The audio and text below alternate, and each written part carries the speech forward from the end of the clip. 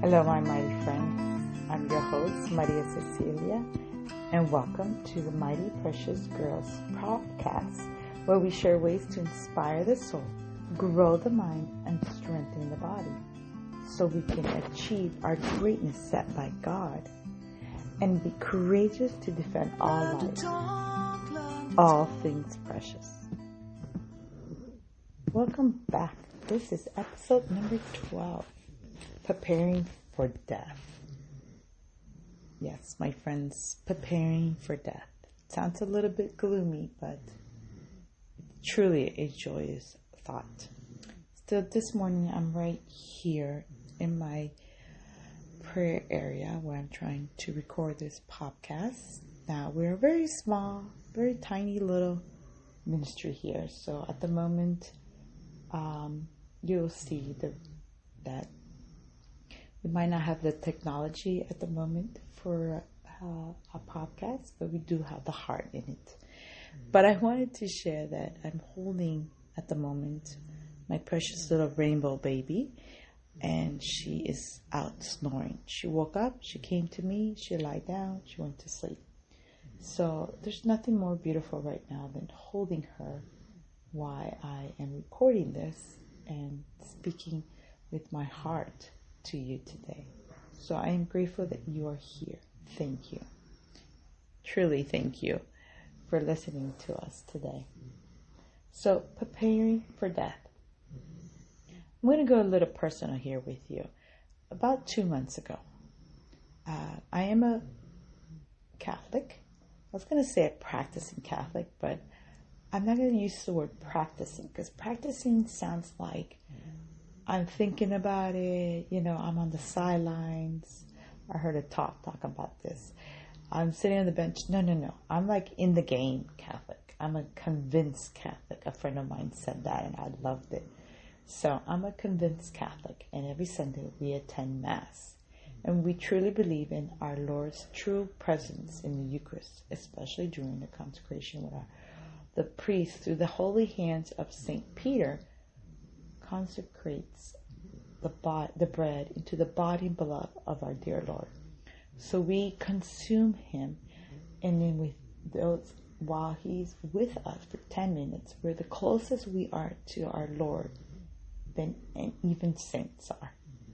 Saints are jealous of us at that moment because we can receive our Lord, we can be that close.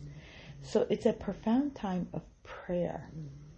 And 2 months ago, and it started to get more frequently, I felt like God just kept telling me, prepare for your death. And at first, being a woman of imagination, I was thinking, I'm going to die in a car accident. I'm going to die of cancer. Cancer runs like crazy in my family.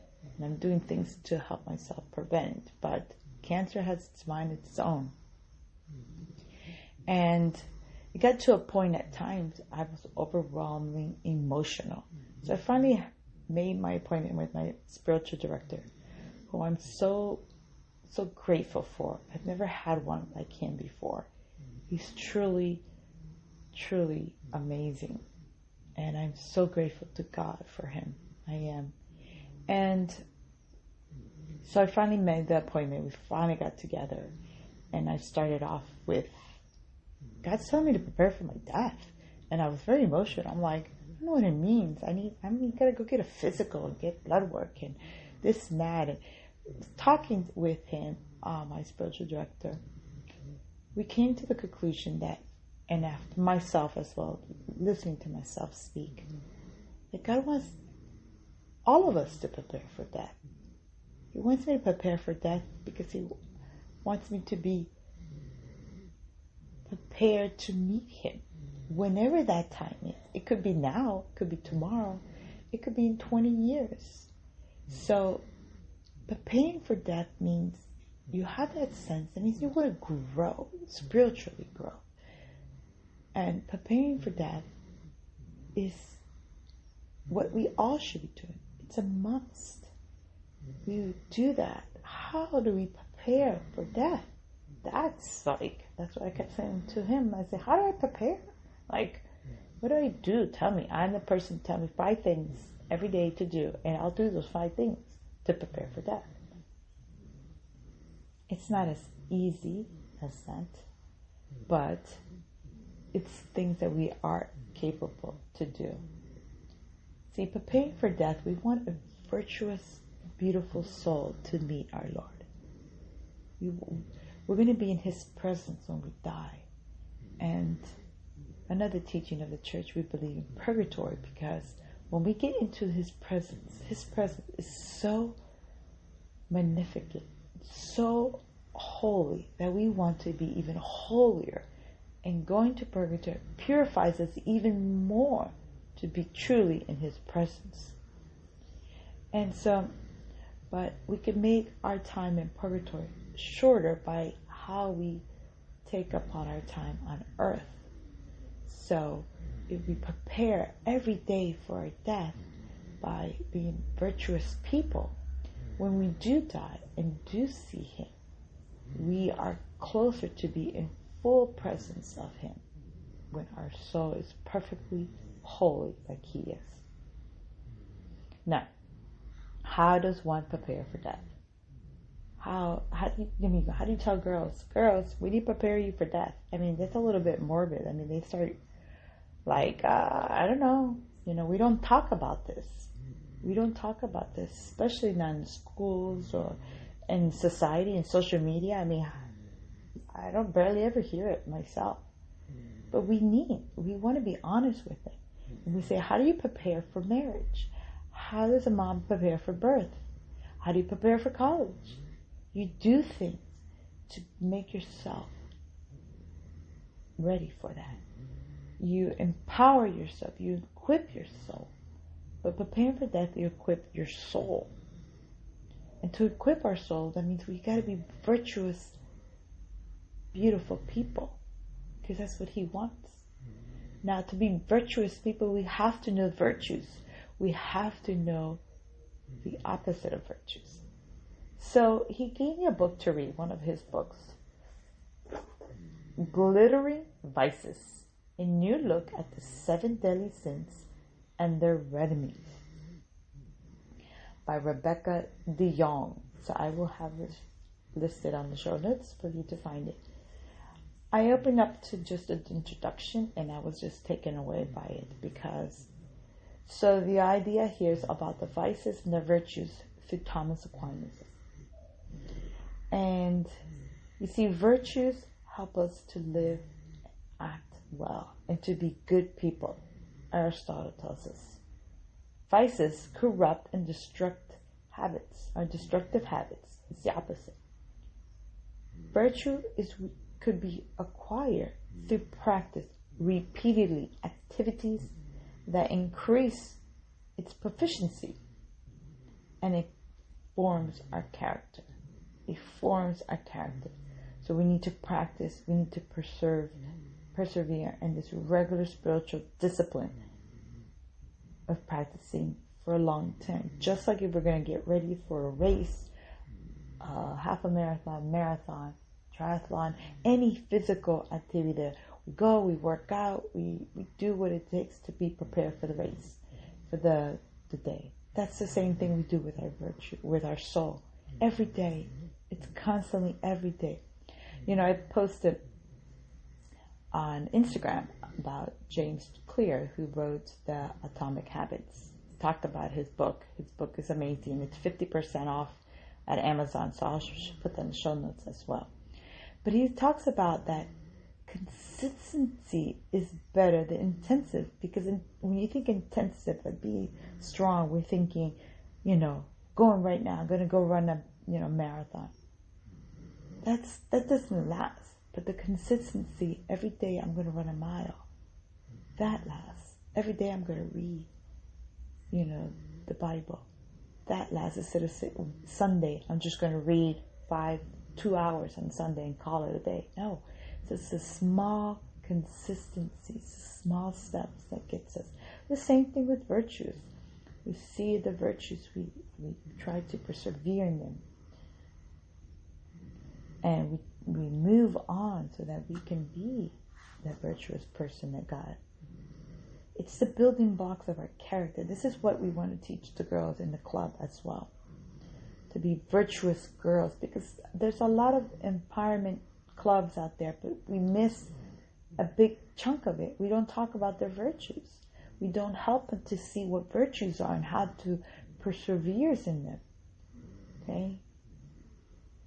Virtues is a building block of our life. Vices is a spiritual pitfall of it. So by being holy, we put away the vices, our sinful nature, and we clothe ourselves in the character of God. So when we identify our own sin more carefully, we are better equipped to reflect on it and engage and to overcome it, especially with our world. She talks about using Thomas Aquinas' teaching. So I'm in the chapter now. We're talking about the history of vices and virtues. So it's really, really profound. I mean, the church fathers, the desert fathers talked about. I mean, it's really profound. I highly recommend this book. And she's not even a Catholic, but she writes in her teaching came through, or her writing came through the teachings of Thomas Aquinas. One thing she wrote that threw me off, and I'm going to not be able to really pronounce this word, but pusillanimity. I'll write it there for you guys. It's called the smallness of a soul. Now listen to this. When we rely on our own powers and focus on our own potential for failure, rather than counting on God's grace to equip us for the great work in His kingdom, work beyond anything that we might have ever dreamed for ourselves. So there is this vice of thinking small. I can't do all that. I'm not capable. I can't go do that. I'm just a mom, 5 kids, barely had a good education, this and that. But that's sin, because it's not me, it's Him. This work is not my work, it's His work. He's using me, broken tool, instrument, to shine light through me of His light for others. So when I get close and when I have setbacks, especially with this program and other great works I feel that He's calling me to do, I go back to it. It's the smallness of a soul. I'm not small. He created me for greatness. He created you for greatness. Your greatness is different than my greatness. And we cannot judge people's greatness from the outside. If we see a mom who decides that her greatness is to be at home all the time with her children, to educate, that's her greatness. And that greatness will have an effect for life, for eternity, in the souls of her children. As well, we cannot say a mom who feels her greatness is called to be a nurse in a hospital for elderly, a nursing home for the unborn. That's her greatness that God is installed in her to do. So we got to stop judging everybody else's greatness, and we got to focus on our own and do what it takes to do our own and work on our virtues and prepare for death. We've got to prepare for death. Again, it's something we just do not hear. How are you preparing for death? How does one prepare for death? I kept asking Father, how do I prepare for death? Give me 5 things to do and I'll do it. I'm like that. Give me the points, I'll get it done. It's not that easy. But preparing for death is truly, truly working on our soul every day. We wake up with the sun, the beauty of the sun, the day, a new dawn, a new day. We begin again. We work on our virtue. We begin again. At night, in the darkness of our night, in the darkness of our soul, ask Him to forgive us for our failings of that day. But we are resolved. We are hopeful that tomorrow, once again, we'll rise up and work to prepare for our death by our virtues, being virtuous people. Pick a virtue, read about it, learn it, see how it's in your life. take it in, soak it in everything you do, how to get it. It's like any kind of habit, just small, everyday steps. We get closer to being prepared for our ultimate goal is when we die and we face Him, and we can only imagine what would happen. Last night I saw that movie again, If You Can Only Imagine, by that song, and it just always brings me to tears because I'm thinking there, if I could imagine what it would be like. And it gives us encourages us to do the work now. The time is on our hands at the moment to be virtuous so that we can see Him in His full glory and He can see us and love us and accept us. God's mercy is greater than any sin. Remember that. At the end of it all, we are here to defend our lives that God has given us, the lives of your neighbors, the life of the unborn. Defend them. Defend them. Defend life. Soon it will be 40 days for life starting on Wednesday. It's 40 days of prayer, fasting, and involvement in something to get you to help bring on the culture of life. That's what we're here for. This movement of take back our girls from the lies and the grip of the culture of death. It's a different death of preparing for death. Because that death is a glorious death. Because we know that it's just the beginning of our endless living of life with our Lord. But the culture of death is the evilness of the devil that has turned and hidden God from and taken lives. That's not the culture of death we are focusing on. We want the culture of life. We want to be preparing for death by living our life and defending it. So, my friends, thank you again for being here. Thank you so much for listening. I am grateful for your time.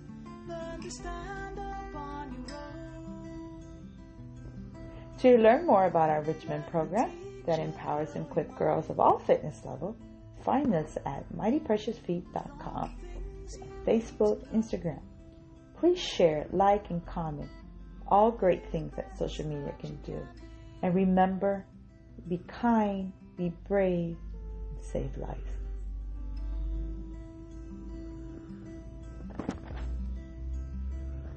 Take a ride on a train.